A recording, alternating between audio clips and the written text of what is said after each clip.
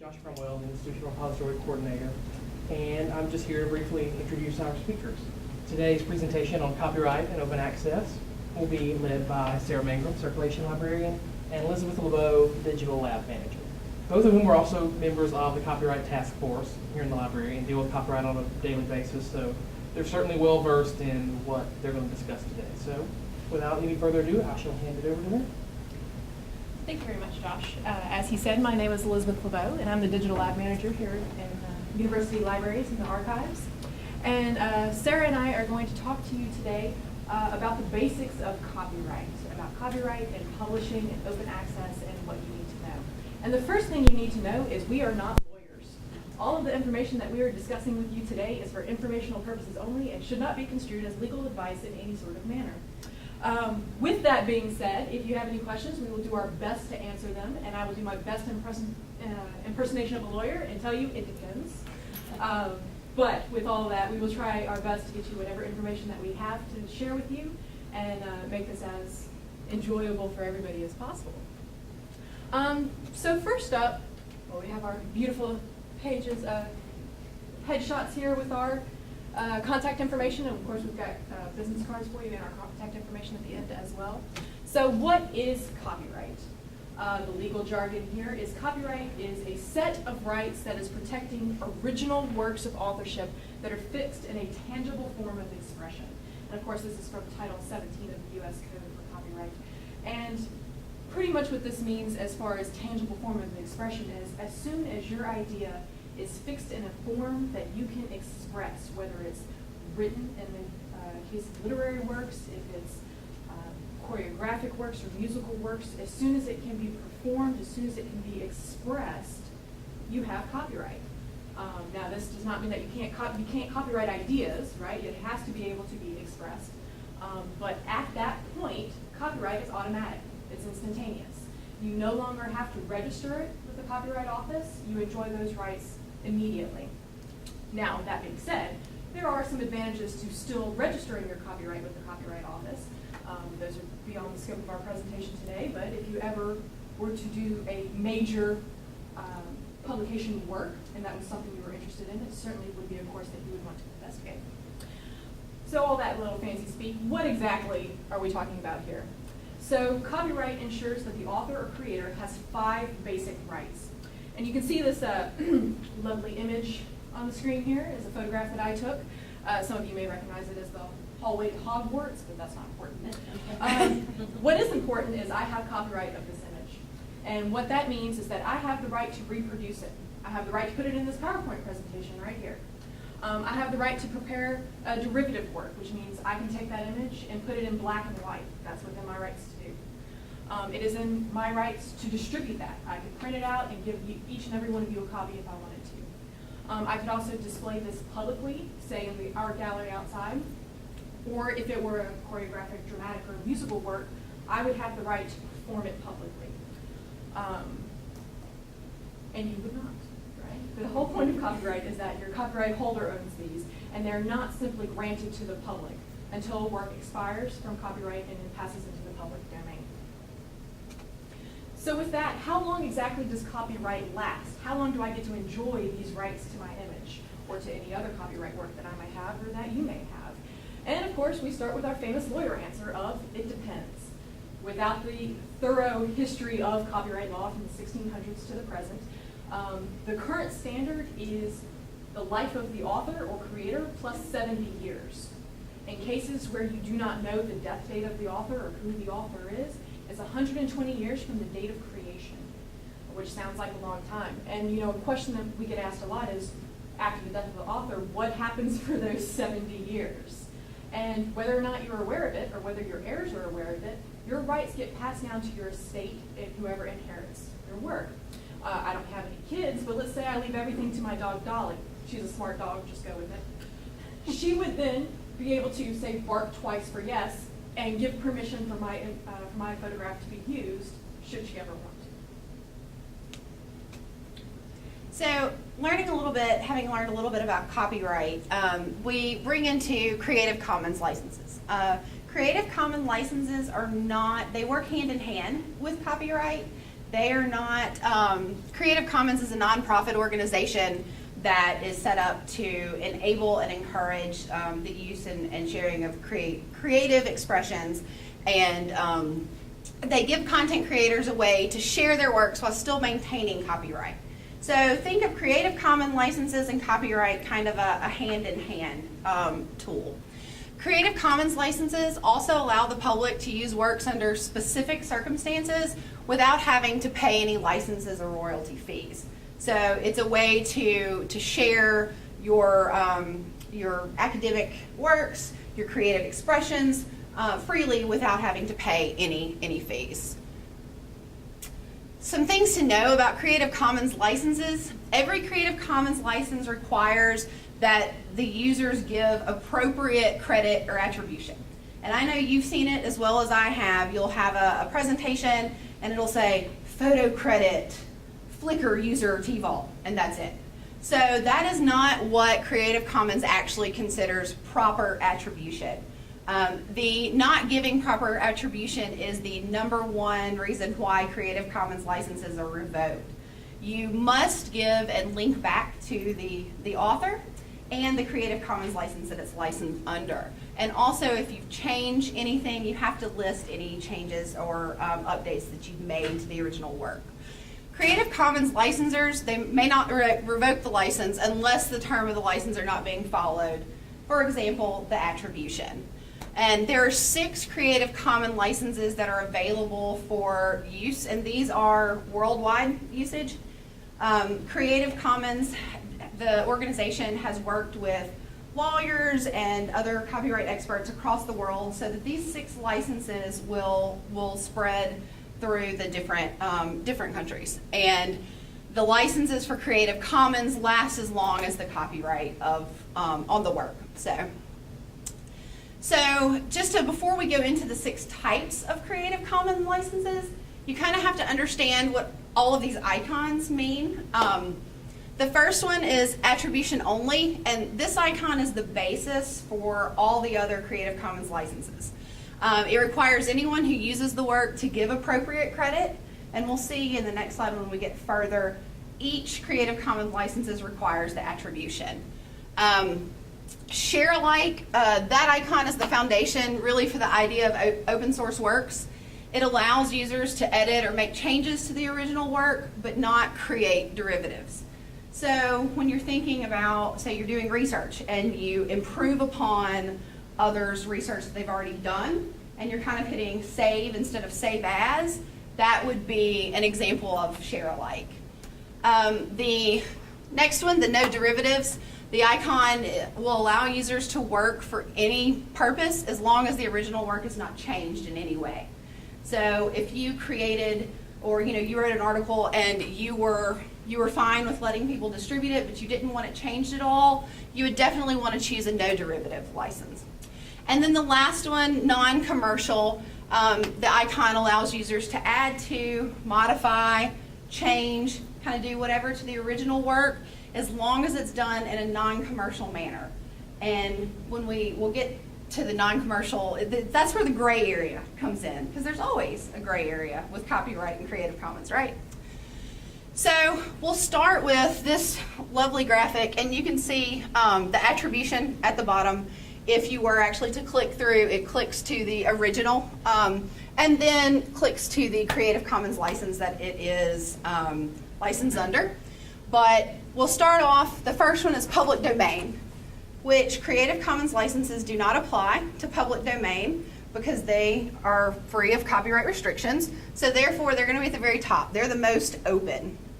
The next one would be attribution only, which is where you're putting work out.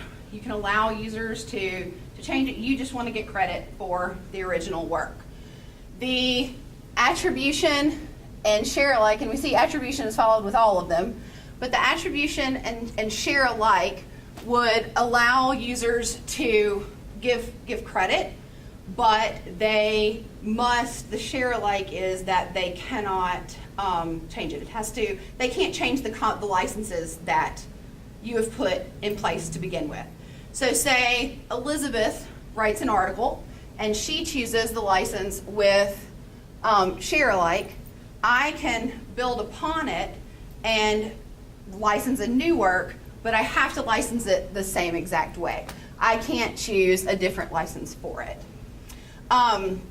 The attribution with no derivatives is going to be, once again, it allows for redistribution. It could be for commercial, non-commercial, gaming.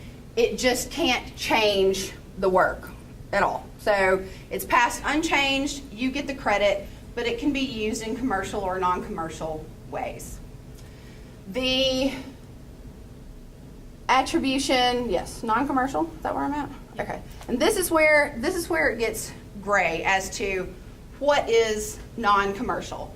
The Creative Commons defines commercial as anything basically for monetary gain. So with the attribution non-commercial, you are saying that the work can be approved upon, it can be changed, but the person that is changing the work can't be paid for the changes. So say Elizabeth's picture, and so someone makes it black and white, but if you're a graphic designer and you get paid for that work, you can't get paid under the non-commercial. It also affects when you license the new work, and it can't be licensed as commercial. So you can't get paid when you license it. Other people can't make money off of it. So I think the thing is with this one is after it's licensed, then someone else could pick it up but make money off of it, but you can't.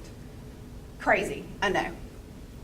So, and you see we're going down and we're confining each level that we go down.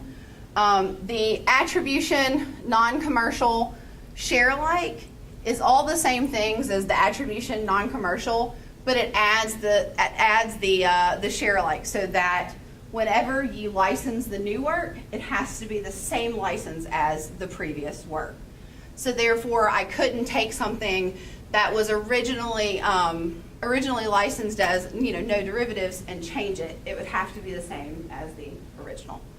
And then the last attribution, non-commercial, no derivatives is you can share it, give me credit, but you can't touch it. Pretty much, you can't make any changes to it, and you can't make money off of it. So that's going to be the most closed Creative Commons license that they have.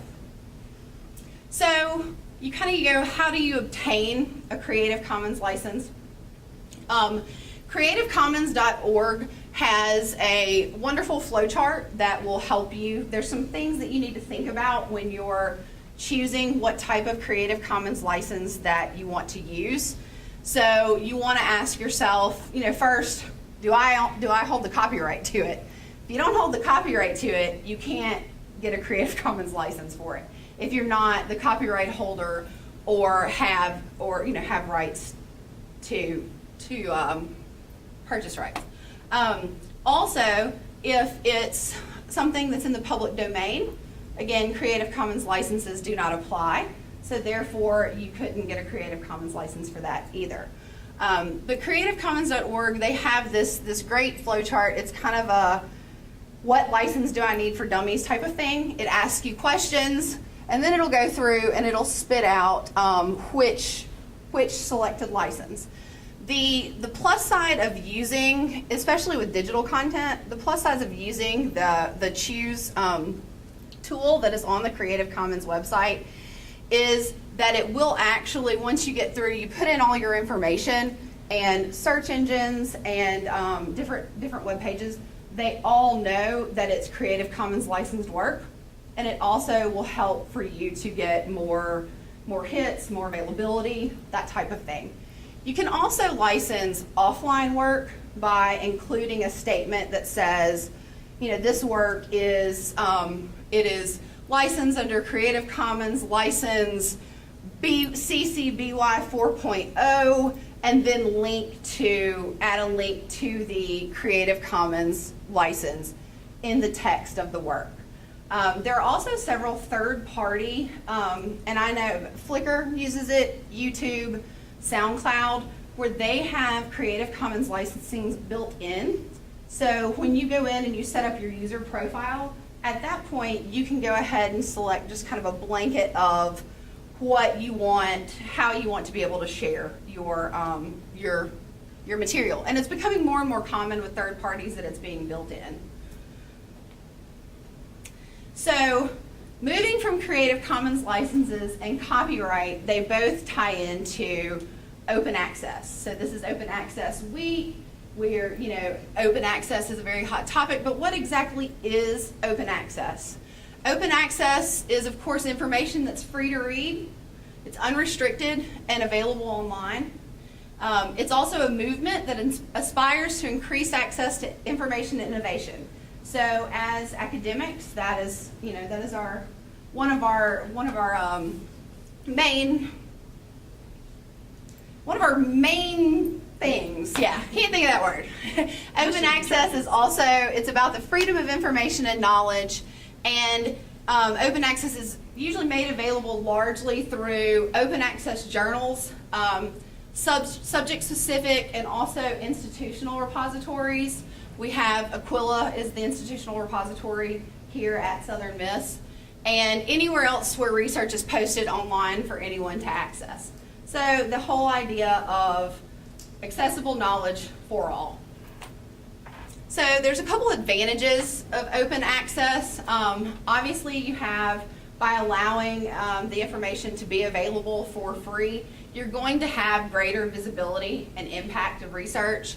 You're also, which I enjoy collaboration, so you're looking at increased opportunities for collaboration.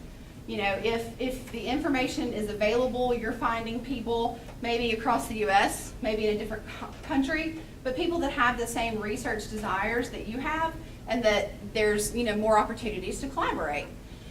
It's also easier access to information for everybody. It encourages and enables innovation faster than traditional publishing routes, and it contributes to the educational mission of advancing knowledge. This graphic, even though it was in the 1990s, but it does show Steve Lawrence was, he wrote Online or Invisible, and he did a study of over 120,000 computer science articles. And what he saw over the period of 10 years is the articles that were published in open access obviously had a higher rate, a higher number of citations. The ones that had a lower number of citations tended to be published in traditional journals, and there was a slight, it steadily grew. So if you added the next 10 years to it, it would be completely off the page, because the more technology advances, the more open access is freely available. So there are a couple ways to support open access. Obviously, you can use open access resources when conducting research. I think that's a big plus for students and faculty alike, because you're able to the information's at your hands, and you're able to get more research for a lower cost. You can also publish works in open access journals, which on Thursday we'll hear about SLIS Connecting, which is the School of Library and Information Science.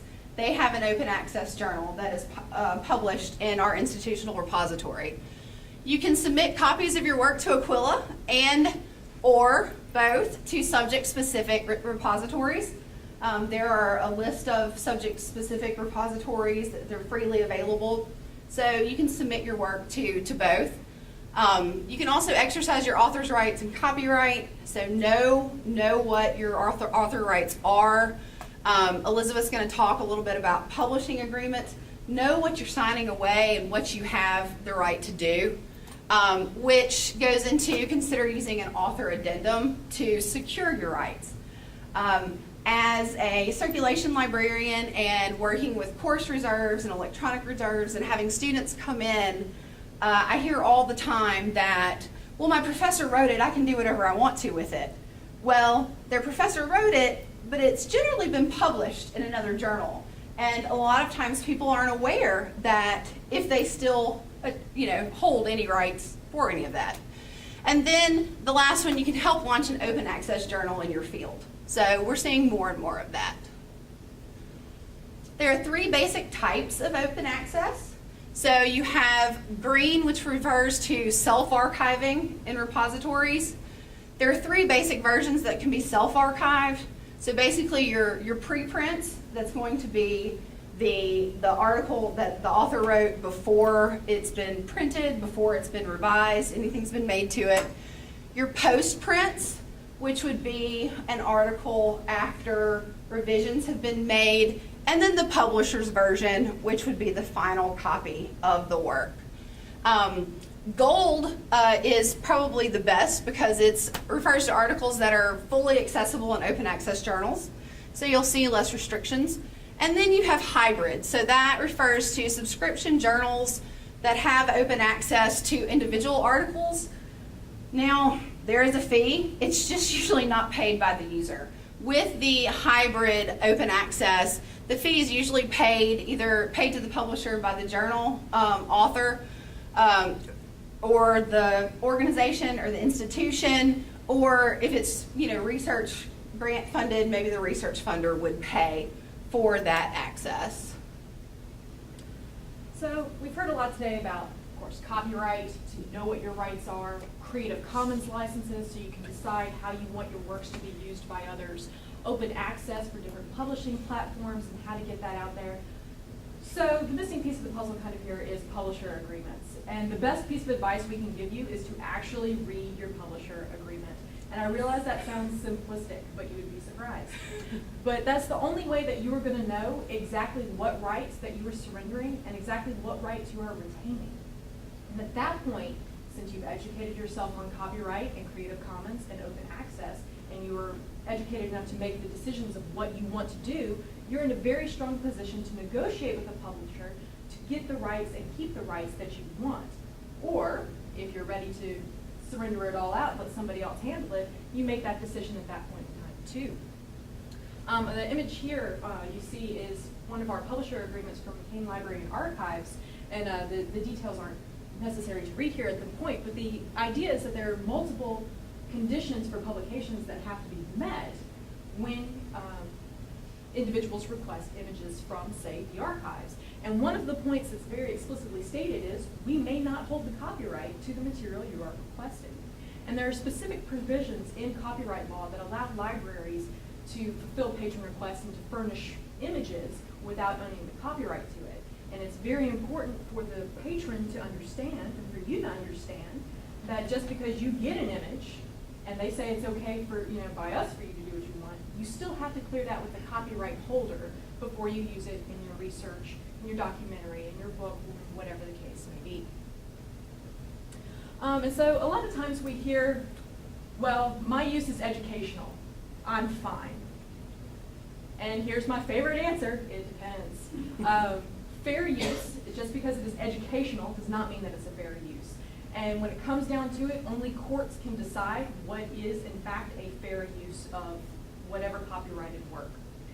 There are certain evaluative points that they look at when considering this, and one of which is the nature and the purpose, the character of the work that you are creating.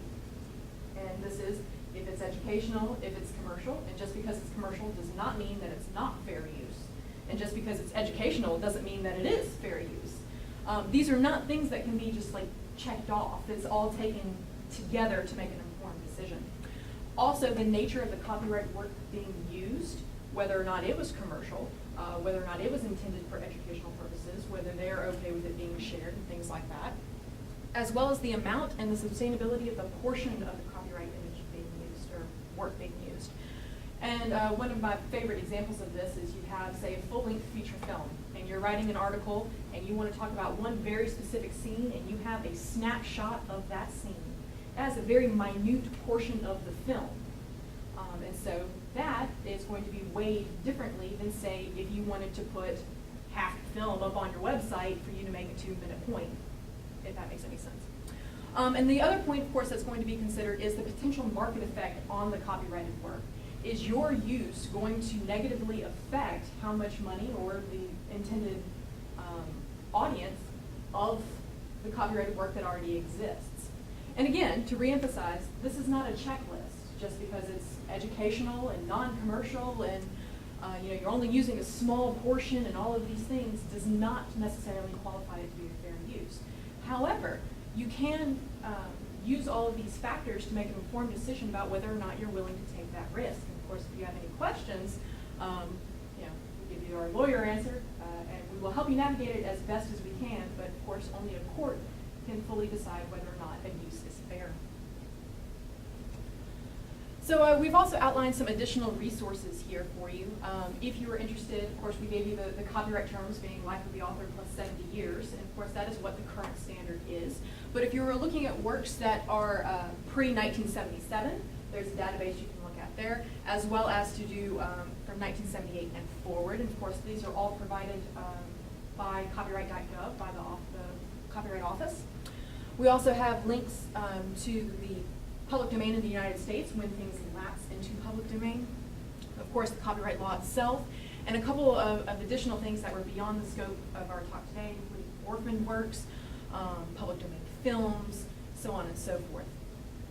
We also have some Creative Commons resources. You want to talk a second about those? Yeah, the Creative Commons, the additional resources would really just give you some more information. So the history of Creative Commons, how and when it was founded, and their background will really help you understand the whole purpose behind it, and really kind of help to understand like the open access movement.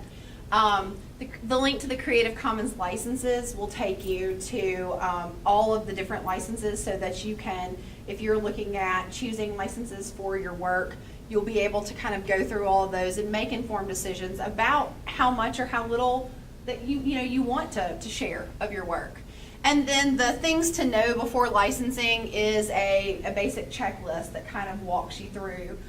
For example, whether or not you already own the copyright to it, if it's in the public domain, that kind of thing. The open access links give you, the University of Tennessee at Knoxville has a great author's rights retention kit that kind of goes through your author's rights. And then the open access overview is a really in-depth, overview really wouldn't be the word, it really goes in depth about the whole open access movement. And then of course we have included Aquila, the institutional repository at the University of Southern Mississippi, and we've linked to the author of the permissions page. So it'll take you through how to get permissions to put your works into the institutional repository. The submit research link is where you can submit your works, and then the author FAQ will of course just answer any of the most used questions that they've gotten. So this slide, we will, if you would like a copy of the presentation, we will put it on SlideShare, and it's also being videotaped, so it will be available in Aquila, and so that you can have these links for more information. So I know we have thrown quite a bit at you in a very short amount of time, but is there any questions that perhaps we can answer? And if we don't have the answers, we will happily try to find as many resources to flood your inbox with as possible. Y'all are a quiet group. Nothing? Is your head spinning from everything that we've thrown at you? So what would constitute a derivative work? Is it just any little change you would make to something? Yeah. So there's a very fine line between a derivative work and a transformative work. And this is one of the things that would be taken into consideration if you were to reuse somebody's existing work. If you do something that is considered transformative in nature, that I love the example. There's somebody that took a copyrighted book and cut out every single word from the book and rearranged it in this huge tile format on the floor as an art installation. And it went to court because, of course, that was a copyrighted book. But it was very clearly a transformative work. You could read the individual words, but they were no longer in the same order as the book. They no longer made any logical sense. While it was very beautiful to look at, it had no or very little tied to the original copyrighted work as well. So that's a great example, in my opinion, of a transformative work. However, if you were to take that same book, say it was published in English, and you were to do a French translation, that's a derivative work. You haven't changed anything of it other than to put it into a new language. Okay. that make sense? It does, thanks. For taking Elizabeth's photo, for example, if I were to lighten it up or turn it black and white, that would be a derivative of the original. I had a question about open access journals. Mhm. So the provost had, a while back sent out a memo to be aware of predatory open access journals. And we certainly have some library resources to help people. Can you talk about ways that they can go to see, evaluate to see if it's a quality open access journal? Well, we can slightly. We also don't want to step on the toes of those that are going to be talking about open access journals later in the week. But there are, as you mentioned, some resources on the library's website, as well as in Aquila, for what are recognized, reputable open access journals. There are several databases that are available as well, of known ones for specific fields and things like that. And I believe, if I'm not mistaken, they are linked to through. Yes, they're all in the additional resources. Under the page, all the links for searching for different open access journals are included in there. Yeah, one of the best sort of easy checks is Beal's list of predatory publishers. That's Yeah. a good starting point. So, while not trying to have, to encroach on the other presentation, all of those resources are linked through the end of it. Some publishers are publishing both open access articles and non-open access articles in the same journal. So, yeah, so that would be the hybrid. So the title does not necessarily mean predatory. Open access or not open access does not necessarily have anything to do with whether it's predatory. Correct. And that's again where we would highly advocate you read what your publisher agreement is to make sure which way it is going, if it is a hybrid model, or if you've decided, whether or not you want something to be open access, openly available. And and as always with, copyright, Creative Commons, anything that's dealing with legal ramifications in the end.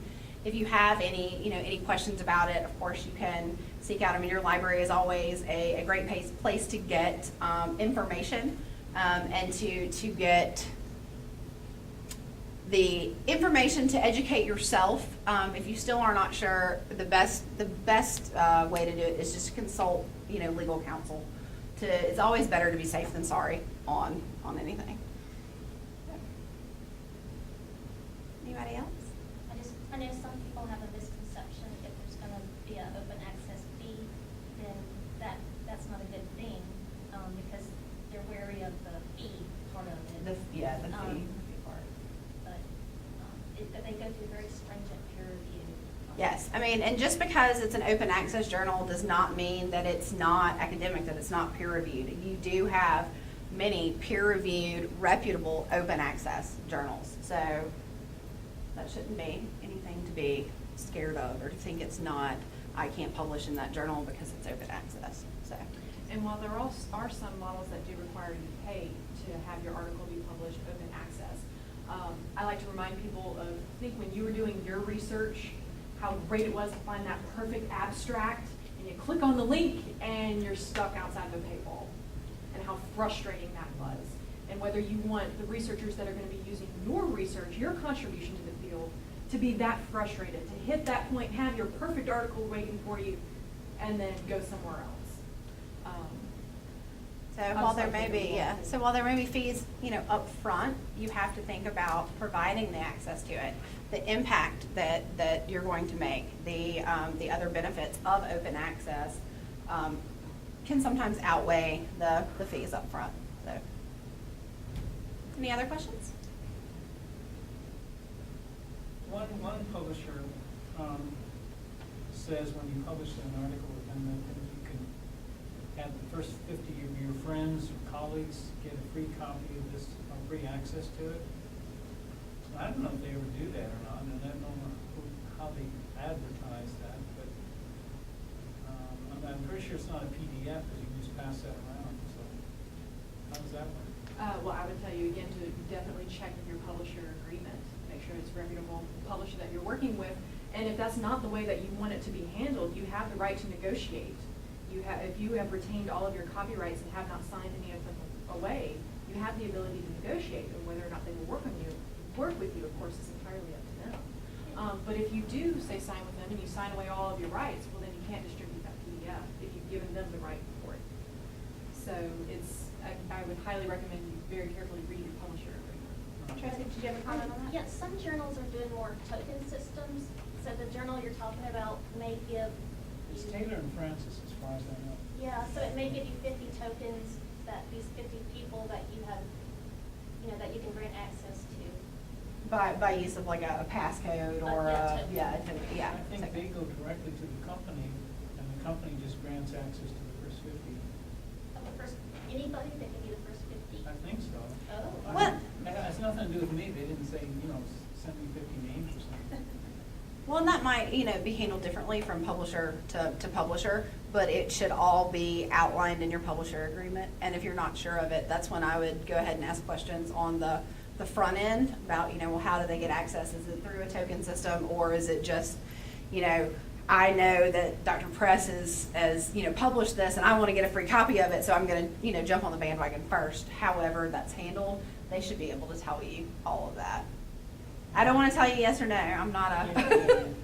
But the number one rule of thumb is it's always easier to negotiate those sorts of things before you Yeah. sign on the dotted line. So always try to understand and look at that on the front end rather than trying to do it on the back end where you're trying to then renegotiate. Yeah. So, once you've signed it, it's much harder to make any changes to it. What And it's about- not to say that it's absolutely impossible, but it is much harder on the back end. What about when it's a publisher that's in a different country? Will they have different rules? Or- Some countries do have different rules. However, the United States actually belongs to an international consortium that all have agreed to follow similar standards. So while it's not, explicit for every single country, the majority of them do have the same copyright terms. One of, or actually I would say two of the provisions that the United States had to change in their law to be able to be compliant was the life of the author plus 70 years. It used to be life of the author plus 50. And it had to be extended when we joined, as well as making copyright automatic. Prior to this, you had to register your copyright to be able to enjoy those rights, and even renew it to continue enjoying those rights. And one of the international standards is that it's automatic from the moment of creation. As soon as it's in that tangible form of expression, you get it. So. And all the Creative Commons licenses are, of course, they're worldwide, so they wouldn't change. Do they expire? They have the same standards as copyrighted works, so it'd be for the same period as the copy. So life plus 70 years For the current. You've already covered this. I had class, I couldn't come, but I will ask you later. But there's two search engines, several. ResearchGate is new to me. I have only Yeah. started using it, and people are downloading it like crazy. And then SSRN, I think it's called. And we put up conference papers as well as published papers sometimes, and a lot of people download them. That isn't that a sort of a form of open access? It can be. I'm not familiar with those particular Yeah, I databases. was looking at ResearchGate the other day just to see that, gosh, it looks like everybody, all the faculty have profiles on it now and are sharing stuff. And I looked at their FAQs because, we've had graduate students ask about this, and hopefully whoever's sharing it does have copyright when they're uploading it. Yeah, it's 'Cause I think What is it, SSRN? yes, So that's It's and pretty big. A ResearchGate. lot of scholars put their stuff up there. They really do, and they may be, they do need to look at these things very carefully because that's an issue. Yeah. Well, ResearchGate recently said, I found one of your published articles, and we would like to have the whole thing. And then it said, but check with your publisher. Yes. So I think it's going to be up to the authors and the users who upload to ResearchGate. You have to know, once again, if it's been published, what you actually have permission to do. So while it says it may say really small, check with your publisher before if you've kind of signed everything away, then you don't have permission to upload to ResearchGate. Now, conference papers and different things like that, or class lectures, that kind of thing, I'd go with Creative Commons license before I uploaded that kind of thing. But I think if it's been published, you've got to go back to that publisher agreement. And this is an issue for students because if the faculty are doing this very handy, easy workaround system to obtain content, and the library doesn't have records that, this journal issue is being used or asked for through interlibrary loan, that type of thing, and we don't have the use to justify to have it, well, the students don't have, the same access to this internal community that faculty are using. Well, So and I think that's where we come in as librarians and as educators. It's really our job to educate faculty, educate the students on copyright, permissions, licenses, that kind of thing, so that they do have a knowledge of it. Otherwise, it's going to see, even embargoes. There are a lot of times that students think that the library has put an embargo on stuff that you can't get. So I really feel like as, librarians, we're all educators, that it's our job to really educate the community so that if we educate the faculty and the faculty have a really good understanding, they in turn will educate the students, and it would really help with a lot of the gray area and the understanding and the frustration that comes along with it. Yes. Yeah, I'm in ResearchGate, and a lot of what I put on there are citations. But I find Scopus is really useful because once you set up your profile, students and other people can get to the articles in the database, and they are very comprehensive, I think. Yeah. So So that might be the Scopus. Scopus. Might be an additional And I'm always going to make a point for Aquila as well, for faculty and students to submit their work to the institutional repository. And it can also handle embargoes if you wanted to do just citations, or full text if you have permissions to put it up there, or any sort of variation of that. And of course, Josh is fantastic at helping people figure out what rights they do have and what versions can be accessible through Aquila. And And if then you of do course it's have- open to the public. If you do have the rights to your work, there's nothing that does preclude you from posting it in multiple locations. You could post in Aquila and in one of the subject-specific repositories as well. And correct me if I'm wrong, because I'm not as well versed in Aquila as you are, but if I publish in a journal and I don't have permission, but the library pays for a subscription to that journal, can it be linked through Aquila? Yes, it can. Now, of course, the access then is limited just to library Just users to or- current students and. But at the very least, it gets the citation out there, and then the people who do have access to the library can get to the article. So it's still getting the citation out there. There's been some good questions. Any others? I have a quick one. Sure. It kind of piggybacks on something you said. What would you each say are some of the most common misconceptions you encounter about copyright? I wrote it and it's mine, and I can do whatever I want to with it. From the standpoint that I have working a lot with students and faculty and other departments, a lot of the common misconceptions is, like Elizabeth mentioned, with fair use. Well, it's educational. I'm not making money off of it. It's in a learning management system. I don't have to do anything else. I don't have to. It's free to use. So I find that one of the biggest misconceptions I have is that faculty and they think as long as they put it in Blackboard and they wrote it, it doesn't matter. It's safe. But that's not necessarily true. And in turn, that's really not doing it's not doing just for your students, because you're really not educating, you're telling your students, hey, this is free, so even if you do have permission, you've gone through, you've decided that it's fair use, one thing I do try to tell faculty is to put a copyright notice before it, because you're doing your due diligence in educating them and letting them know that this material may be copyrighted. But that's probably the biggest misconception I hear is, it's mine. I know I published it in this journal, and I don't really know what I've done with it, but I wrote it, so I can give it to whoever I want, and I can do whatever I want to with it. So it's the not understanding and not probably, I don't want to say dare I say, but I mean, maybe skimming publisher agreements, but not really knowing exactly what their rights are. In the archives, I deal more with unpublished works than published works. And so I get a lot of, well, it's not published, there's no copyright to it. No, that's not the case. Unpublished works still enjoy the same copyright rights as a published work. Again, as soon as it's in that tangible form of expression, it doesn't have to be registered. It doesn't have to be published. So we get that a lot, as well as, well, I don't know who the author is, or the author is dead, so I'm clear to do what I want. And as we know, that's not the case. The life of the author plus 70 years, so then it's the individual's responsibility to contact the family or the estate or whoever the heirs are, because copyright will be transferred to them for the remainder of that 70-year term for the copyright. So sadly, I have to give bad news a lot of times with that, especially if the individual's been deceased for a while and the trail's kind of gone cold. But that's what the law is.